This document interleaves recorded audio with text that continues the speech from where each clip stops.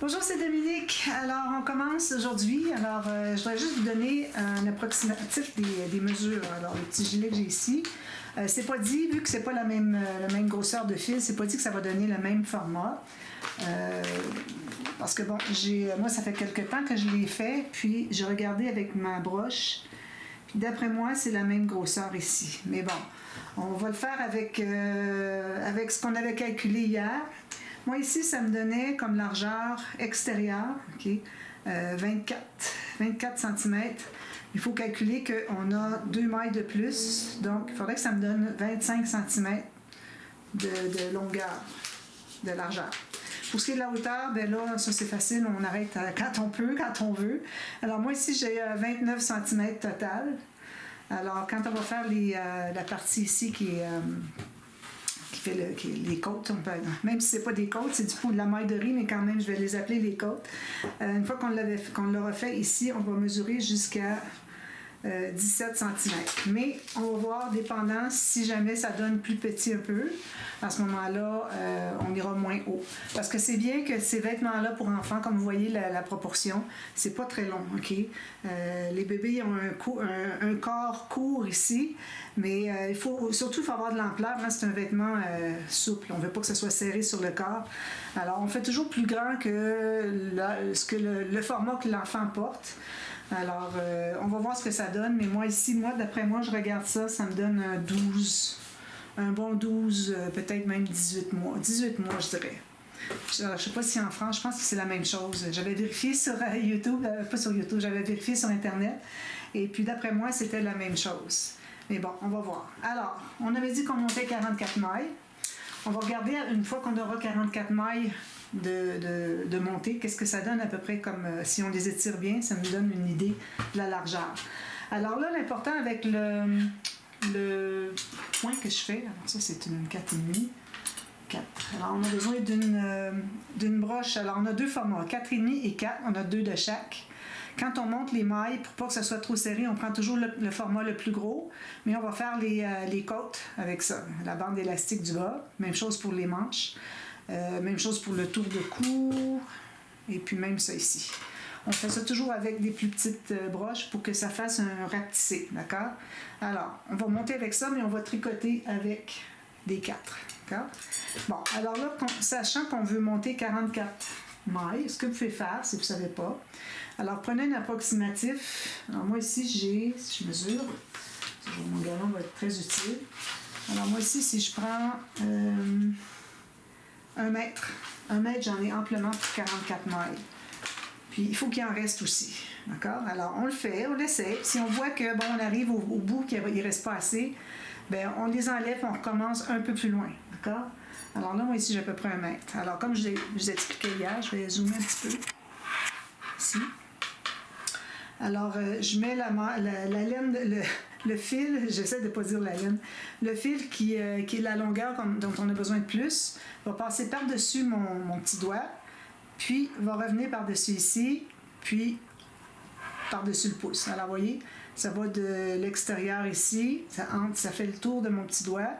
Là, ici, ça vient de l'extérieur, puis ça fait le tour de mon pouce. OK? Alors là, ce qu'on doit faire, c'est qu'on doit... Alors, je tiens bien, moi, ici, mes mailles, mon fil. Je vais aller derrière. Alors, celles qui veulent le revoir, je l'ai fait hier, mais bon, je le refais ici en même temps. Alors, une fois que j'ai ramené le fil de derrière, je vais... Un petit peu. Est-ce que ça fonctionne, ça, là? Alors là, je vais ici. Je vais tricoter avec le fil qui est vis-à-vis ma balle, OK? Je tricote, puis je repasse à l'intérieur. Vous voyez ici? Je tire. Puis je m'assure qu'il n'y ait pas que ce ne soit pas lâche le fil. Alors, je fais encore, comme ça. Je vais chercher derrière, je tricote et je remets. Alors, je reviens, je fais rebrousse-chemin. Je rebrousse-chemin.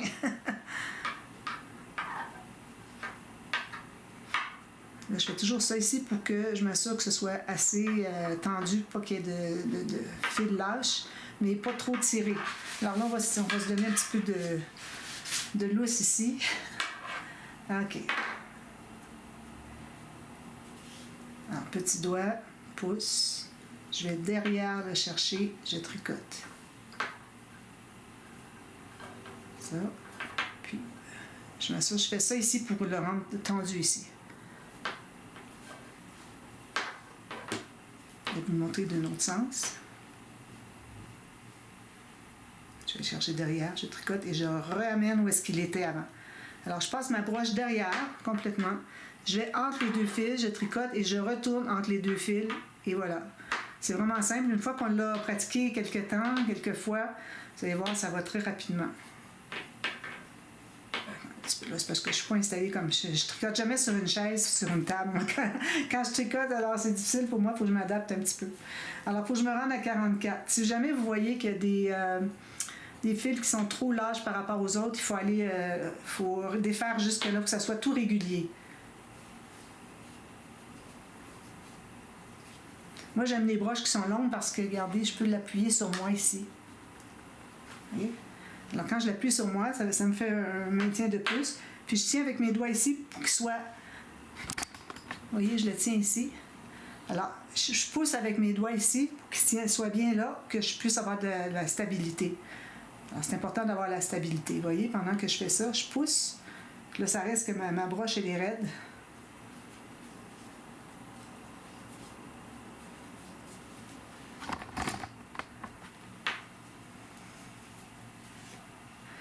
Je vais continuer encore un petit bout. Je ne suis pas certaine d'avoir pris assez. Je n'ai même pas remesuré si j'avais vraiment 1 mètre. Puis là, à un moment donné, il faut les pousser un peu. Puis il faut, comme je disais hier, lâcher à l'occasion pour que la torsade des fils, des brins, fasse qu'ils ne sont pas tous détachés. Parce qu'après quelques-uns, vous voyez, les fils ils sont plus torsadés. Alors, il faut lui donner une chance de se remettre. Parce quand on fait ça comme ça, on détorsade les brins. Bon, alors là, je sais qu'il ne m'en reste pas beaucoup. J'aimerais avoir ça, moi, qui me reste après, que je puisse coudre le côté ici. Donc, je vais compter combien j'en suis. J'ai certainement pas 44. 2, 4, 6, 8, 10, 12, 14, 16, 18, 20, 22, 24, 26, 28, 30, 32, 34. 34, je pense que je vais me rendre... je n'ai pas assez. Bon, alors je recommence. Alors, il faut être patient quand on fait du tricot. Hein? Alors là, je sais, moi, que quand j'ai commencé, c'était là. Puis, il m'en manquait quand même un peu. Alors, je vais aller ici. Je pense que je vais être correct. Je recommence. Un petit peu là. Comme je vous dis, je n'ai pas l'habitude de travailler comme ça. Je suis habituée d'être assise dans mon sofa.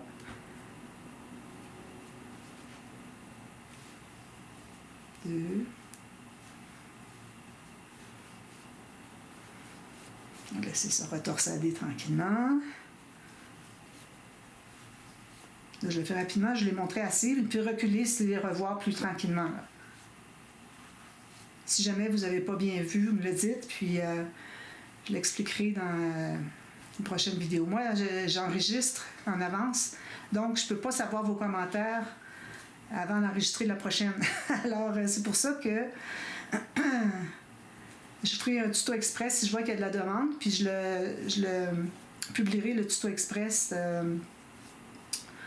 après cette vidéo-ci. Si je vois qu'il y a de la demande, les gens n'ont pas bien vu, je ferai un tuto express, puis je ferai encore plus gros, plus... je pourrais peut-être le faire même ici. Regardez, je vais zoomer encore plus. Voilà. Je pense qu'avec ça, vous allez bien voir. Alors, peut-être un petit peu trop zoomé. Alors, j'ai le fil ici qui passe à partir du côté de ma main, qui fait le tour comme ça. Puis, je vais aller par-dessus mon pouce. Puis, je reviens de l'autre côté du pouce. Puis là, je vais aller prendre la maille derrière. Je la tricote, puis je la ramène. Je ramène ma broche où est-ce qu'elle était. Alors, comme ça. Une fois que vous avez déjà fait ça, si vous ne lâchez pas votre fil, vous n'avez pas besoin de le refaire à chaque maille. Vous voyez, je le garde comme ça. Alors, je vais derrière. Je vais chercher comme ça. Je tricote et puis je le ramène où est-ce qu'il était.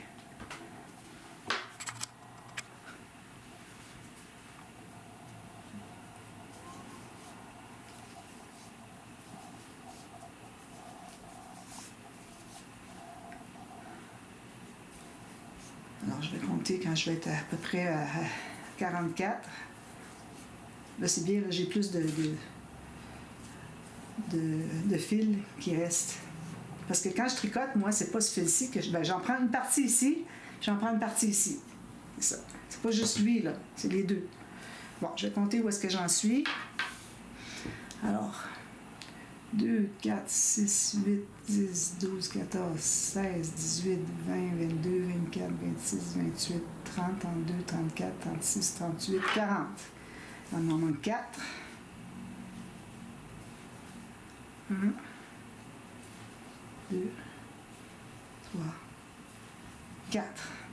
Là, il me reste beaucoup, là, mais je le laisse comme ça. OK? Donc, alors là, on regarde si tout semble bien régulier. Il n'y a pas d'espace trop large entre deux mailles. Alors, comme vous voyez, c'est pas mal régulier. Parfait. Ça. Alors, ce qu'on fait, c'est qu'on va l'étendre. Alors là, je l'étire au maximum. Parce que là, j'ai utilisé la grosse broche, puis ça me donne l'idée que c'est ça qu'il va y avoir ici, puis c'est ça qu'on veut savoir si c'est assez grand. Alors moi, je pense que... Donc, maintenant, on prend la plus petite broche. Alors, quand on travaille sur le dessus, alors sur le dessus du tricot, OK, où est-ce qu'on va avoir les mailles jersey endroit, OK, on va tricoter les mailles à l'endroit. Vous allez toujours avoir votre fil, le fil de départ qui est ici, va toujours être à droite. Alors, vous voyez, ça c'est le fil du départ. Il est à droite de mon tricot. Parfois, on ne sait pas, est-ce que je suis rendue, surtout quand on fait de la maille de riz, est-ce que je suis, ou des côtes, est-ce que je suis sur le dessus ou sur le dessous? Le dessous, c'est ici. Alors, en sachant que notre fil est toujours à droite, bien, c'est comme ça qu'on sait. Donc, là, je vais rapprocher mes mailles un peu. Alors là, on va faire des mailles de riz.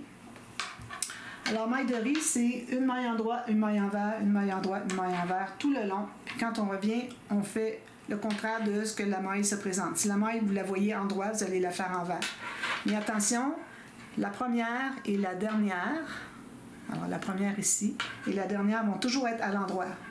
C'est pour faire une belle chaîne sur le côté, pour quand on arrive pour coudre tout ça, qu'on voit très bien où est-ce qu'on doit coudre. Si vous avez des mailles à l'endroit, à l'envers, sur les côtés, vous ne saurez pas où vous donner de la tête.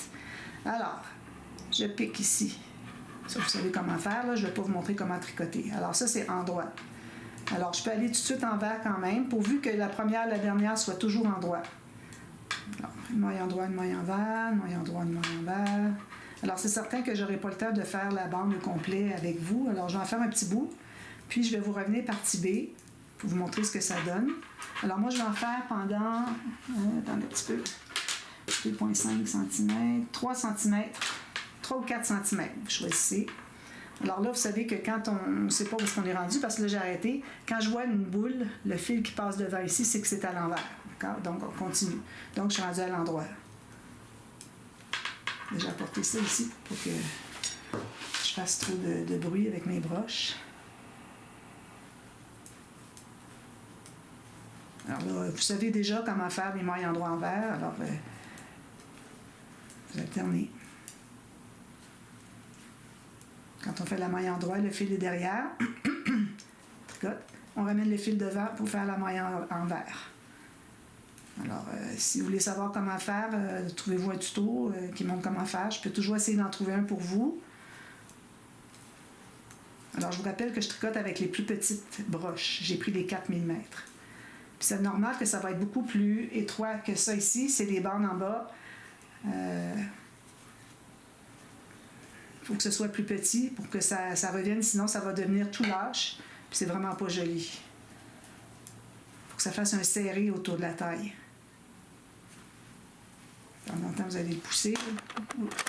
J'ai pas mis ma lumière, mais je pense que vous voyez bien quand même. Alors là, j'étais envers, en droit.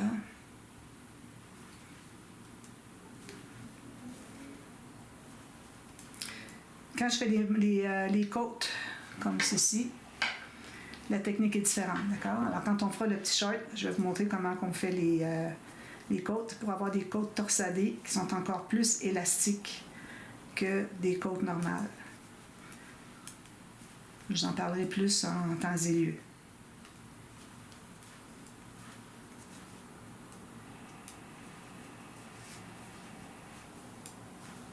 Essayez de toujours avoir une même tension, qu'il n'y ait jamais de fil lâche.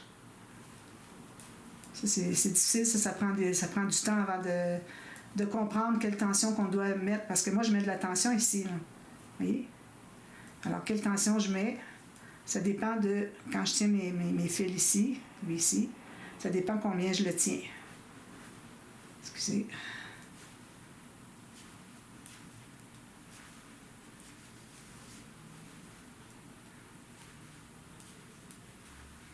Alors là, j'arrive à la dernière maille, il faut qu'elle soit à l'endroit. D'accord? Ensuite, je tourne mon travail de l'autre côté. Alors ça, c'est l'endroit ici, donc là, je suis sur l'envers. Alors ici, c'est une maille envers parce que je suis du côté envers. Alors ça va toujours être une maille endroit quand on est sur le côté endroit, une maille envers quand on est sur le côté envers. Donc, je vais la tricoter. Puis, toutes les mailles que je vois, je les fais le contraire de ce qu'elles sont. Alors la maille envers, je la fais en droit. La maille en droit, je la fais envers.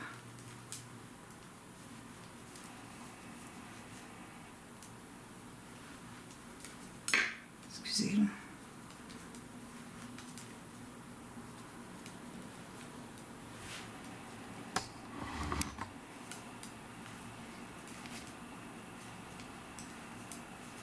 Moi, j'adore tricoter, tant que mes doigts me le permettent.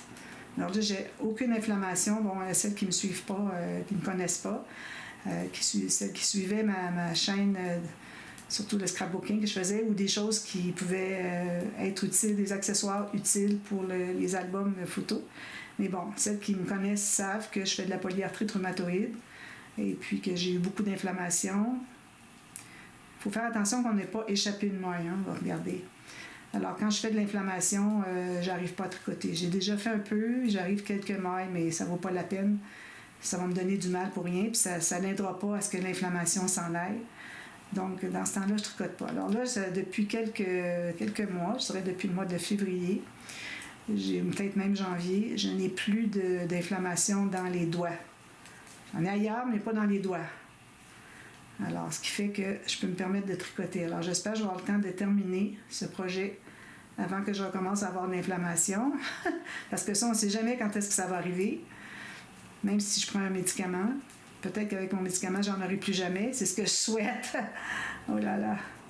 Et puis, à ce moment-là, je vais pouvoir en faire d'autres. Parce que vous avez vu, avec la vidéo primeur d'un projet à venir, je vous ai présenté 3 ensembles de tricots pour bébé. Donc, alors ici, juste pour vous rappeler, je suis l'avant-dernière, donc je la tricote à l'envers de ce qu'elle est, mais la dernière, toujours à l'envers quand je suis sur l'envers de mon projet. Donc, quand je reviens sur l'endroit de mon projet, elle va être à l'endroit, puis ensuite, je tricote toutes les autres mailles contraires de ce qu'elles sont. Alors, celles qui sont à l'envers, je les tricote à l'endroit. Celles qui sont à l'endroit, je les tricote à l'envers.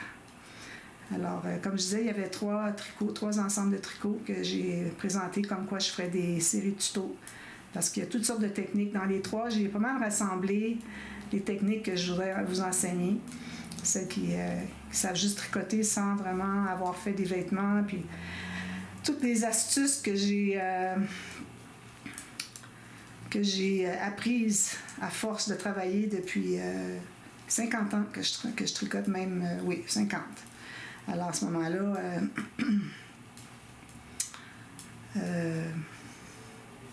50 ans, oui, j'avais 15 ans. Oui, même un peu avant peut-être. Alors, j'ai accumulé toutes sortes de petites astuces qui peuvent vous servir. Alors, j'avais envie de partager ça avec vous. Moi, j'ai travaillé toutes ces années pour développer, mais je dirais depuis peut-être le dernier 15 ans, j'ai pas appris d'autres techniques. Là. Je les ai toutes apprises, je les sais toutes. Alors, ça fait que j'ai plus besoin d'apprendre d'autres. Puis pendant que je tricote ici, je ne sais pas si vous voyez, je vais vous montrer. Désolé. Ah oui, je tiens ma broche ici avec mon bras. Qui fait que c'est stable. Il faut que celle-ci soit bien stable.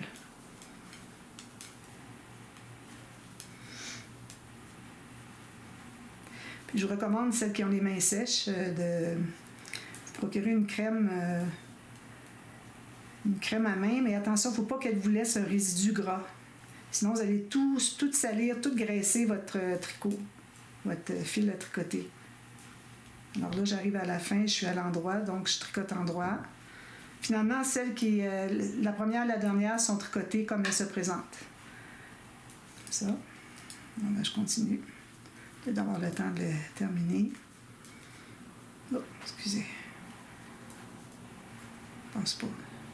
Il me reste encore 20 minutes.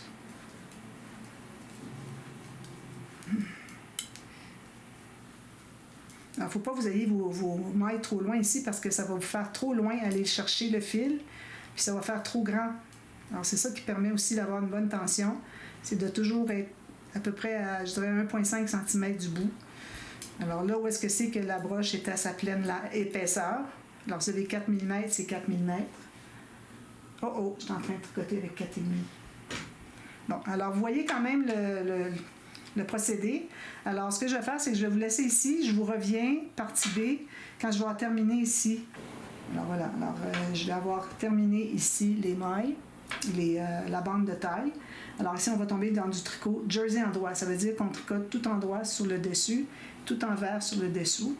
Et puis, j'aurai pas le temps de faire tout ça dans le temps de ma vidéo, donc je ferai mes changements de couleur plus rapidement pour vous montrer. Ensuite, je les détricoterai, puis je me rendrai jusque-là. Alors, on va faire 1, 2, 3, 4 changements de couleur. Juste pour vous montrer. Peut-être j'en ferai 2, là, mais bon, je vais vous montrer ça partie B, d'accord? Alors, tout de suite à la demi-heure. Bye bye.